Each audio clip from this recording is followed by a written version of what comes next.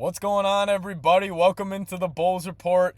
It has finally happened. DeMar DeRozan is heading to the Sacramento Kings via a sign and trade. So coming up on today's show, giving you guys the full trade details on what just went down is actually the San Antonio Spurs were the third team involved helping to facilitate this deal. And then also I just want to give you guys my thoughts on, what direction the Bulls are going to head, what's next with Nikola Vucevic and Zach LaVine, and then also just talk about just in general where this Bulls team is heading. But before we dive into that, guys, please make sure you guys are subscribed to the channel. No matter where I'm at, no matter the time of day, I will have a video for you guys breaking down the latest around your Chicago Bulls.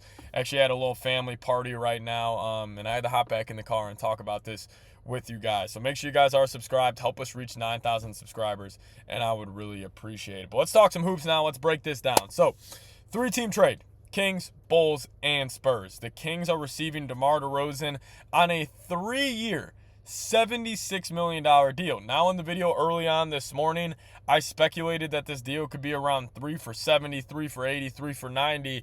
Ended up being damn near in between on a 3-year, $76 million deal. And then the Bulls are receiving Chris Duarte and 2 second-round picks plus cash considerations, our old famous friend cash considerations. And then the San Antonio Spurs got involved to help shed some salary. They received Harrison Barnes in this deal.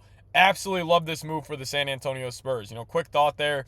They're getting a guy who's a great play finisher, and what I mean by that is, he can be that connecting piece on offense, in the flow of, the offense. He can just knock down that open three. Pretty solid defender, has good size for him. So I like that move, for San Antonio. But, let's first off just start on this from the Bulls side of things. I'll make this point. I knew we were going to be disappointed by the trade package we received for DeMar DeRozan or Zach LaVine or even Nikola Vucevic, if those trades end up coming to fruition. And you were able to get Chris Duarte and 2 second-round picks. This is why I'm so frustrated with this Bulls front office, is because we were saying this a year and a half ago. We needed to move off these guys because we needed to get good value on the open market. What did the Bulls decide to do? Wait until DeMar DeRozan's deal was all said and done in Chicago, and then the max you could get from him is 2 second-round picks and Chris Duarte. I promise you this, and this is no disrespect to Chris Duarte or whoever the 2 second-round picks end up being, but this just speaks to where the Bulls have been as a franchise over the past couple of years, not being self-aware of where they are, and even the fact that last season, all the just drama and just confusion around the team, and they still decided to not trade anybody at the NBA trade deadline because the ownership and the front office wanted to go compete for the NBA playoffs. I'll tell you what, the Bulls at that time of the NBA trade deadline, they had a 0% chance to win any type of playoff series. And it is so frustrating now. Even though I am a fan of the direction of where the team is heading, I love the youth movement. I love us even facilitating this deal to get DeMar DeRozan off this team. But if you would have done this 6 months ago, you could have potentially got a first-round pick. You could have potentially got a young prospect. But instead, we're getting Chris Duarte and 2 second-round picks. It is just front office malpractice. I just don't understand what this ownership and what this front office was thinking this time last year at the trade deadline, thinking we could have been a team that was going to compete in the NBA playoffs, and then this is the result. There is no market for Zach LaVine. The max you got for DeMar DeRozan is 2 second-round picks, and there's no market for Nikola Vucevic. It has been a poorly ran franchise for the last couple of years, and these are the ramifications. The Bulls not having self-awareness at this time last summer. Because in all reality, I was doing videos on this channel this time last summer saying the Bulls need to blow it up. The Bulls need to start over. And because they didn't do that, and even they got all the way up to this year's past NBA trade deadline, and they still decided, we're not moving anybody, we're going to try to compete in the Eastern Conference, and what did that get you? It got you back-to-back years losing in the second play-in team, being the 9th best team in the Eastern Conference. That is the worst spot to be in all of sports. The first team to miss the playoffs. And yes, I am happy with where this Bulls organization is going, because finally we said we are going to pivot to this youth movement. We are going to move off the big three that got us nowhere. This should have happened 2 years ago, and the Bulls would have been more set up this summer to just be more successful for the next 2 to 5 years. But where they are right now, it is a joke. It should be a complete indictment on the Bulls front office where they are right now, and the fact that you were able to get Chris Duarte and 2 second-round picks, and that's it for DeMar DeRozan. And you also will probably have to attach, a first-round pick to Zach LaVine. It's just absolutely terrible. But I do want to get you guys more on Chris Duarte here. So he was a first-round pick in 2021, 6'5".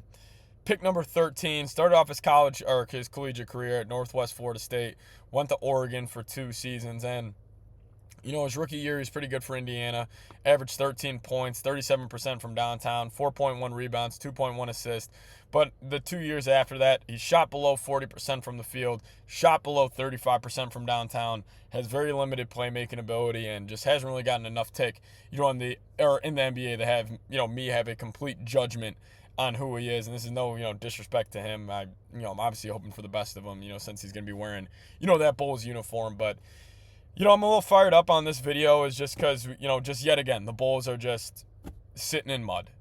I'm happy that we moved off DeMar, and, I will say this, I am so happy with what DeMar DeRozan has offered to this franchise. I think he's been great for the development of Kobe White, of Ayo Dosunmu. I think he has done more for those guys taking those leaps in their career, even compared to, the Bulls player development staff. I think DeMar is just as responsible, as those guys. But, the fact that we're going to be looking back on this offseason, and if we can't move Zach LaVine and we just got 2 second-round picks for DeMar DeRozan, it is just complete organizational malpractice. And, it's just completely disappointing that this is where we came to as, Bulls fans, is that I wanted to get up here and I wanted to be like, oh, the Bulls, we're embracing this youth movement. This is fantastic, but I just can't get this out of my head that if we would have done this 2 off seasons ago, if we would have done this at last year's trade deadline, the haul we would have been getting would have been so much better. So, I think it's a good thing, obviously, that the Bulls are starting this youth movement, but what if this front office just runs it back with Zach LaVine and Nikola Vucevic this year? Because you would have enough talent on that ball club to win around 35 games. What if they win 37 games and they're the 10th seed in the Eastern Conference and you're right outside the top 10 and then your pick ends up conveying to San Antonio? Then what the hell are we doing? You need to move off Zach LaVine at all costs. Take that Portland pick that is lottery protected, that won't convey. You attach that to LaVine and you send him wherever. I'm just frustrated. I'm just frustrated because I think we're gonna, I love the moves we made. I thought it was a smart move to, trade Caruso for Giddey. I didn't hate that because Giddey's a younger guy. Hopefully you're banking on his potential. Even the Patrick Williams extension. I'm a big Patrick Williams guy.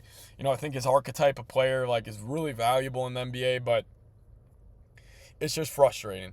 It's just very, very frustrating right now. But I'm happy for DeMar. He's going to go play with De'Aaron Fox, Domantas Sabonis, Malik Monk. They're going to have a hell of a team. And, I was being a little, I was maybe being a little bit of a homer, but, early on today I made a video and I was saying that, the Bulls have leverage in this situation. Maybe they could swing Devin Carter and Kevin Huerter. I'm sorry. I was completely wrong. That is completely on me. Idiotic take out of myself. That was terrible. I maybe just gave the Bulls too much credit. And that was my homer. That was my Bulls fan coming out of me. They weren't even close to getting any of those guys. They didn't get one of them. They didn't get Harrison Barnes. They didn't get Kevin Huerter. They didn't get Devin Carter. They didn't get anybody. They got Chris effing Duarte. And 2 second-round picks for DeMar DeRozan. You should have moved off him 2 off seasons ago. You should have moved off him at the trade deadline. It's just disappointing. It's just disappointing. But, hey, we'll have a video coming out tomorrow on the channel breaking down what's next for the Chicago Bulls. Just can't believe this is my basketball team, man. But, hey, youth movement is here. It's going to be tough. think this is the right decision. Wish DeMar DeRozan nothing but the best, but that was my reaction to DeMar DeRozan getting traded to the Sacramento Kings. Thank you guys so much for watching today's show. See you guys next time. Go Bulls.